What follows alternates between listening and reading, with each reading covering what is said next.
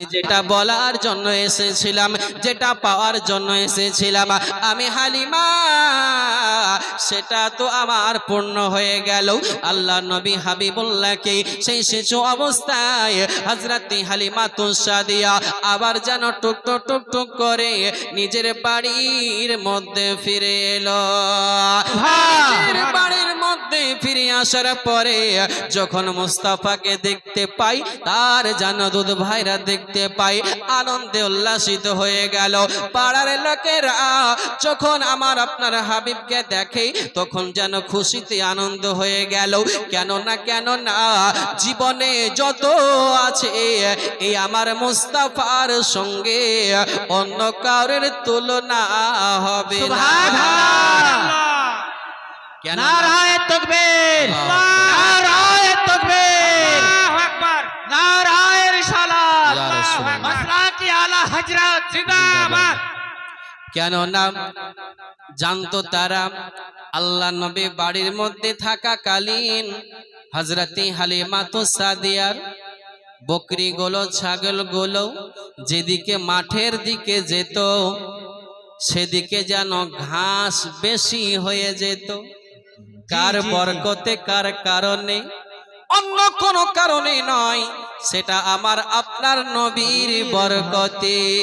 সুবহানাল্লাহ। তাই অন্য লোকেরা বলতো, ও তোমরা শুনে নাও, যেদিকে হযরতে হালিমাতুস সাদিয়া রাদিয়াল্লাহু তাআলা আনহারা বকরিগুলো ছাগলগুলো যেদিকে যায় মাঠের দিকে, তোমরা তার সঙ্গে তোমরা নিয়ে যাবে।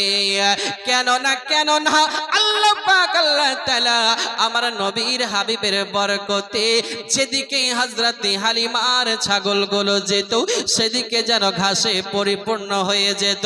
আল্লাহ নবী আসার পরে হযরতে হালিমাতুস সাদিয়া বলে, আমার বাড়ির মধ্যে শুকনো যে খাজুরের গাছ ছিল, নবীর বরকতের কারণে শুকনো গাছে ফুল ফুটেছিল। আমার বাড়ির মধ্যে যে সমস্ত বকরিগুলো ছিল, যে সমস্ত ছাগলগুলো ছিল, তাদের স্তনে কোনো দুগ্ধ ছিল না। আমি হালিমা যেন অভাবে বড় থাকতাম, পিপাসিত অবস্থায় ক্ষুধার্ত অবস্থায় থাকতাম। এই নবীকে আনার পরে, এই মোহাম্মদকে আনার পরে যেন কোনদিন আমি হালিমা কোনদিন দুঃখী অভাবী আমি ছিলাম না। এই নবীর বরকত দেখার কারণে পাড়া প্রতিবেশী যখন আবার দেখতে পেল হযরতে হালিমাতুস সাদিয়া রাদিয়াল্লাহু তাআলা আনহা আবার মুস্তাফাকে ফিরিয়ে নিয়ে এসেছে, সকলেই আনন্দে উল্লাসিত হয়ে গেল। দিনের পর দিন যেতে যেতে একদিন যেন আমার আপনার নবী একদিন হযরতে হালিমাতুস সাদিয়াকে জিজ্ঞাসা করেছিল, আম্মা জান একটা কথা জিজ্ঞাসা করার ছিল। হযরতে নবী মুস্তাফাকে হযরতে হালিমাতুস সাদিয়া বলেছিল, এ বেটা মুহাম্মদ, বলো বলো বলো, কি এমন কথা আমাকে জিজ্ঞাসা করবে? কিতাব বলতে আছে যে সময় যেন ওই সময়ে একটা সাধারণ ছেলে এক মাসে তার গঠন চেঞ্জ যতটা হয়, শরীর পরিবর্তন যতটা হয়, আমার আপনার নবীর ওই সময় একদিনে ততটা পরিবর্তন হয়ে যায়। আল্লাহ নবী হাবিবুল্লাহ জিজ্ঞাসা করে, মা জননী গো, জিজ্ঞাসা এটাই করার ছিল, মা আমার দুধ ভাইরা কোথায়, তারা চলে যায়, আমাকে সঙ্গে করে নিয়ে যায় না। মা আমার তো তাদের সঙ্গে যেতে আমার বড় ইচ্ছে হয়, মন চায়। হযরতে হালিমাতুস সাদিয়া বলে, ও বেটা মুহাম্মদ শোনো রে, তোমাকে তাদের সঙ্গে যেতে হবে না। কেন না তারা জঙ্গলের দিকে যায়, তারা মাঠের দিকে যায়, তারা বকরি ছাগলগুলো নিয়ে যায়। ও বেটা মুহাম্মদ, তাদের সঙ্গে তোমায় যেতে হবে না। আমার আপনার নবী হাবিবুল্লাহ বলে, মা জননী গো, আমার ভাইরা যেদিকে যায় আমি মুহাম্মদ আমার ভাইদের সঙ্গে আমিও যেতে চাই। সুবহানাল্লাহ।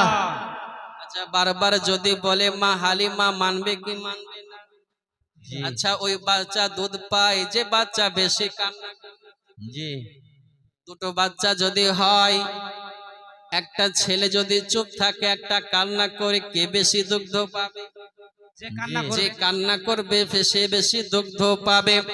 মায়ের কাছে বায়না করা মানে মা শত চেষ্টা করে আবদার পূর্ণ করার, ঠিক না?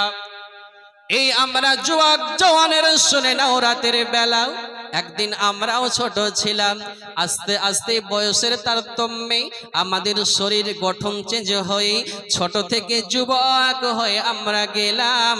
কত যুবক আমরা আছি, এই মাকে কত কষ্ট আমরা দিয়ে থাকি, এই বাপকে কত আমরা কষ্ট দিয়ে থাকি, অতীতের কথা আমাদের কিন্তু খেয়াল থাকে না। সোশ্যাল মিডিয়াতে কত আমরা দেখতে পাই, বৃদ্ধ মা জননী পায়ের মধ্যে চলতে পারে না, ওই মাকে ধরে ধরে যুবকেরা মারে কি মারে না? তো সোশ্যাল মিডিয়াতে আমরা দেখতে পেলাম, কিন্তু না বাবা না, এই মাদেরকে মারা যাবে না, বাপদেরকে মারা যাবে না।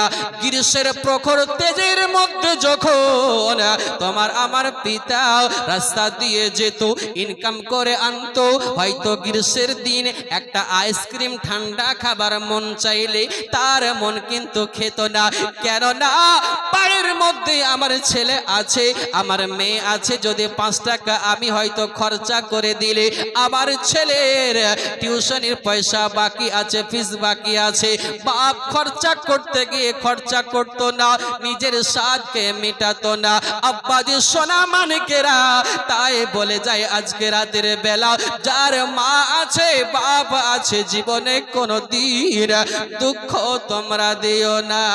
কেননা মায়ের দিলে দুঃখ দিলে আমার আল্লাহ সহ্য করবে না, মায়ের দিলেতে ব্যথা দিয়ে